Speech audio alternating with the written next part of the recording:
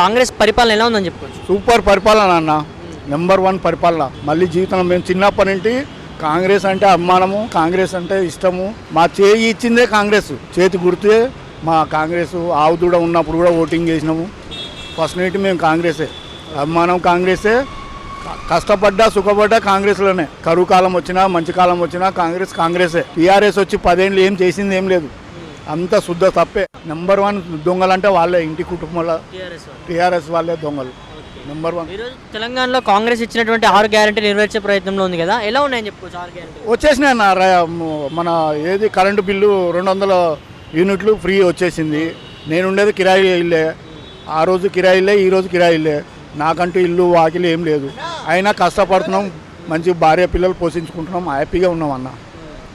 ఆ రోజైనా ఈ రోజైనా అదే పరిస్థితి. సరే అన్న, మీరు అన్నట్టు మీకు ఒక సొంత ఇల్లు లేదంటున్నారు కదా, గత ప్రభుత్వంలో వాళ్ళు ఉన్నప్పుడు డబుల్ బెడ్రూమ్ ఏమి ఏర్పాటు చేయలేదంటారా? చేయలేదు, తీసుకున్నారు, స్లిప్లు ఇచ్చారు కానీ ఇవ్వలేదు. అసలు మాది గుర్తింపే లేదన్న. మేము తెలంగాణ కోసం 4వ వ్యక్తిని విద్యుత్ సోదలో కావాలంటే ఆల్ ఓవర్ ఛానళ్ళలో ఫస్ట్ నాదే మీడియా ఉంటుంది. 4వ నెంబర్ సిట్టింగ్లో 4వ వ్యక్తిని నేను విద్యుత్ సోదలో. ప్రోటోకాల్ డిపార్ట్మెంటు, ఆటో డ్రైవర్ని.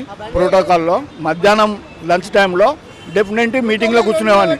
ప్రతి పేజీలో కూడా నా సంతకం ఉంటుంది, ప్రతి పేపర్లో కానీ నా సంతకం ఉంటుంది విద్యుత్ సోదలో. సకల జనుల సమ్మెలో నెంబర్ 1 నేనే, 4వ వ్యక్తిని. ఈరోజు ఇచ్చినప్పుడు కాంగ్రెస్ ఏదైతే ఇచ్చినటువంటి 6 గ్యారెంటీలు అందులో కూడా ఇందిరమ్మ ఇల్లులు అయితే ఉన్నాయి కదా, ఇక ఇందిరమ్మ ఇల్లులన్నా మీకు ఇప్పుడు ఈ యొక్క కాంగ్రెస్ వచ్చాక వచ్చే అవకాశం ఉందంటారా? వచ్చే అవకాశం ఉండొచ్చు, ఉండకపోవచ్చు. ఎందుకంటే మనం ఒక్కరే గుర్తింపు కాదు కదా, కొన్ని లక్షల్లో జనాలు ఉంటారు. అదృష్టం, మన అదృష్టం ఉంటే వస్తుంది, లేకుంటే లేదు. దాన్ని మనం ఏం చేయలేము. రావాలి, 100% ఇవ్వాలా, గుర్తింపు తెచ్చుకోవాలా, ఎవరికి ఉన్నది లేదన్నది. అన్న ఆటో డ్రైవర్లకు 10 ఏళ్ళు ఏమీ చేయలేదన్న. ఒక 300 రూపాయలు ట్యాక్సీ మాపని చెప్పేసి ఇన్సూరెన్స్ 10,000 చేశాడు. ఇక్కడ మాఫీ అంటాడు, సెంట్రల్ చెప్తాడు ఆటో డ్రైవర్లకు ఇన్సూరెన్స్ పెంచండి 10,000 అని చెప్పి 10,000 చేశాడు. ఏం లాభం ఏం లేదు. తెలంగాణలో వచ్చి 10 ఏళ్లలో ఏం సాధించింది ఏం లేదు. అందుతున్నాయి అన్న. ఇప్పుడు ఈ ప్రభుత్వంలో అయితే, గతంలో మాకేం రాలేదన్న, ఒక రైతు బంధు తప్పించి. అది రైతు బంధు ఏందన్న, 10 ఏళ్లలో 5 ఏళ్ళు ఇచ్చిండు, 10 ఏళ్ళు కంటిన్యూగా ఇచ్చిండా? ఇయ్యలే కదా. ఈ ప్రభుత్వం అన్న మరి ఒక రైతులకు కానీ ఉన్నటువంటి ఉద్యోగులకు కానీ మంచి అవకాశాలు కల్పించి ఉద్యోగ అవకాశాలు కల్పిస్తారని చెప్పుకోవచ్చు. కల్పిస్తున్నారు కదన్న, వార్తలలో అయితే చూపిస్తున్నారు. మరి అది నిజమా అబద్ధం అనేది గవర్నమెంట్కి తెలవాలా, పబ్లిక్ తెలవాలా. రైతు బంధు ఇచ్చారు, తర్వాత కరెంటు బిల్లు కట్ అయింది, ఆరోగ్యశ్రీ కూడా 10 లక్షలు ఇస్తా అంటున్నారు.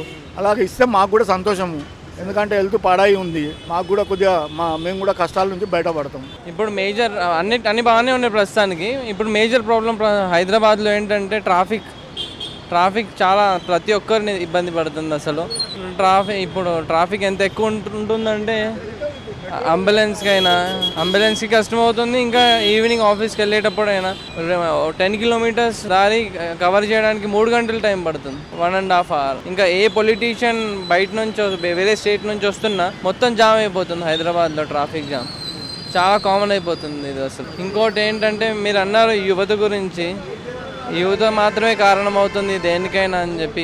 ఇది స్టేట్ డెవలప్మెంట్ కోసం యువతకి అన్ని కన్వీనియన్స్ ఇస్తేనే, అన్ని ఫెసిలిటీస్ ఇస్తేనే స్టేట్ డెవలప్మెంట్ అవుతుంది. ఇప్పుడు ప్రస్తుతానికి చాలామంది చదువుకోవట్లేదు పిల్లలు.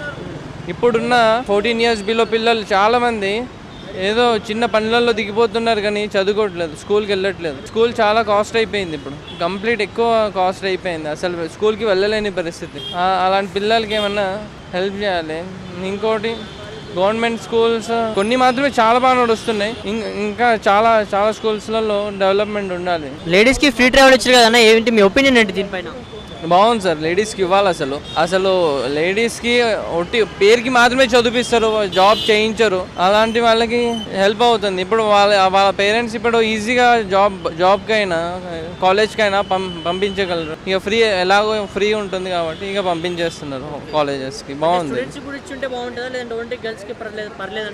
ఇక ఇప్పుడు ఉన్న పరిస్థితుల్లో మాత్రం ఆర్టీసీ అంత డెవలప్లో అంటే అంత ఆర్టీసీ ఆల్రెడీ అప్పులలో ఉంది కదా, అట్లానే ఇది ఇప్పుడు ప్రస్తుతానికి ఇట్లా సరిపోతుంది. భవిష్యత్తులో మొత్తం స్టూడెంట్స్కి ఫ్రీ పాస్ ఉండాల్సిందే. స్టూడెంట్కి ఫ్రీ పాస్ ఉంటే వాళ్ళందరూ ఈజీగా చదువుకోవడానికి వెళ్తూ ఉంటారు. అంటే ఇప్పుడున్నటువంటి రేవంత్ రెడ్డి ప్రభుత్వం ఎలా ఉంది, గతంలో ఉన్నటువంటి కేసీఆర్ గారి ప్రభుత్వం ఎలా ఉందని చెప్పుకోవచ్చు? కేసీఆర్ వచ్చేసి కాళేశ్వరం ప్రాజెక్ట్ కింద 1,00,000 కోట్లు స్కామ్ ఉందంట. అది మరి అది వచ్చేసి మన ఏసీబీకి ఫైల్ సబ్మిట్ చేస్తానన్న 12 గంటల లోపే హాస్పిటల్లో అడ్మిట్ అయిపోయాడు మన కేసీఆర్. మరి ఇది మన సొసైటీకి ఈజీగా చెప్పేసిన, ఈజీగా అర్థమైపోయింది మరి ఇది స్కామ్ 100% ఈయన స్కామ్ చేసిండు, ఫ్రాడ్ చేసిండు కేసీఆర్ అని చెప్పి అట్లా మాకు అర్థమవుతుంది. మరి ఇక ఏసీబీనే అది రీసెర్చ్ చేయాలి, అది అంతే. ఇప్పటివరకు అయితే బాగుంది సార్, బాగుంది ప్రస్తుతానికి అయితే బాగుంది. కానీ ట్రాఫిక్ మీద కాస్త ఏదో ఒకటి చేయాలి, ట్రాఫిక్ కంట్రోల్ చేయాలి, అసలు అవ్వాలన్న ట్రాఫిక్ కంట్రోల్ అవ్వాలి.